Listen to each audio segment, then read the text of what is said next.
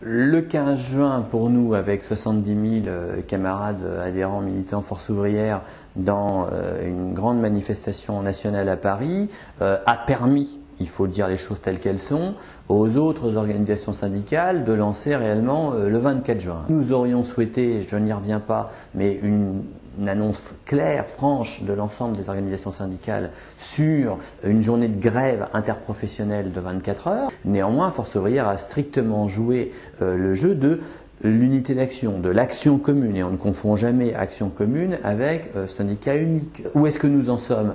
Pour l'instant, la loi, elle n'est pas promulguée, elle n'est pas publiée. Le 28 octobre doit être, selon nous, une journée de grève au singulier et de manifestations au pluriel qui permettent de renforcer l'ensemble des éléments de blocage ou des éléments de grève dans lesquels beaucoup de nos camarades sont engagés dans les entreprises et dans les administrations. Donc, et si le 28 octobre n'est pas suffisant, il faut poursuivre, il faut renforcer, il faut encore monter d'un cran jusqu'au 6 novembre. Et si le 6 novembre n'est pas suffisant, on verra où on en sera à ce moment-là. Les instances de FO se réuniront, on rencontrera le cas échéant les autres organisations syndicales d'ici là. En tous les cas, pour ce qui est de la CGT Force ouvrière, nous mettons tout en œuvre, nous mettons toute notre énergie, nous mettons toutes nos structures à l'unanimité, dans l'unité la plus totale pour obtenir le retrait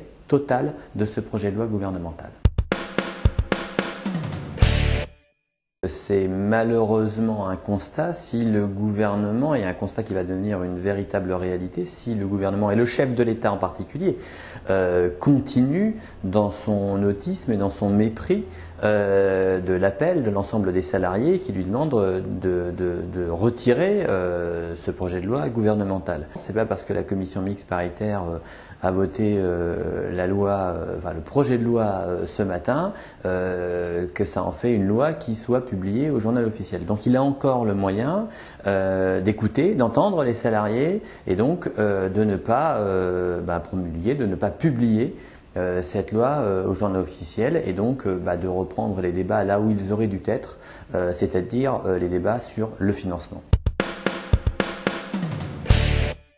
C'est bien l'unique sujet du débat, c'est-à-dire un problème de financement. On nous parle traditionnellement d'environ 35 milliards de déficit, sans nous préciser réellement à quelle échéance. En fait, il faut rappeler que sur les 30 milliards de déficit, il y en a 20 milliards qui sont liés à la crise. Donc ça, c'est un premier point. Donc ils ne sont de la responsabilité certainement pas du système qui est en place.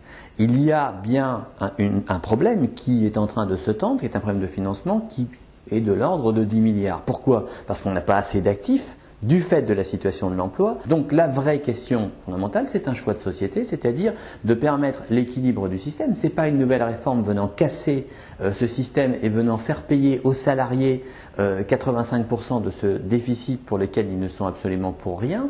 C'est simplement, par exemple, puisqu'on nous parle de suppression de niches fiscales dans le débat du projet de loi de finances 2011, ça peut être supprimer la niche Copé. La niche Copé qui est une niche qui bénéficie aux grands groupes lorsqu'ils revendent des filiales et qu'ils font des plus-values, ils sont exonérés de l'impôt sur les sociétés. C'est 22 milliards de manque à gagner sur le budget de l'État. On pourrait très bien, en ayant supprimé cette niche Copé, réaffecter un certain nombre de ces milliards pour permettre le financement non collectif, tant que le système contributif n'est pas équilibré, du système des retraites. Mais Force ouvrière a fait toute une série de propositions qui amènent à plus de, grosso modo, 20 milliards de gains pour l'État, y compris par exemple en touchant à la CSG.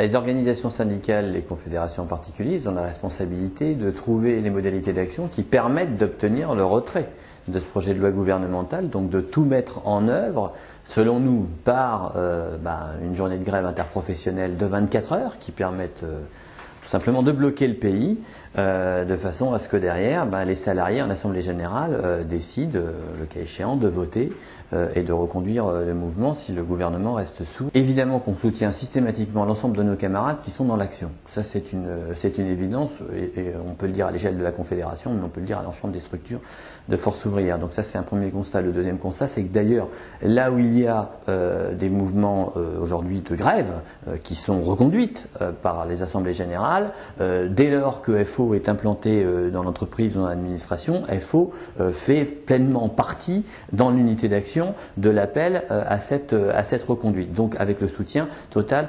de la Confédération.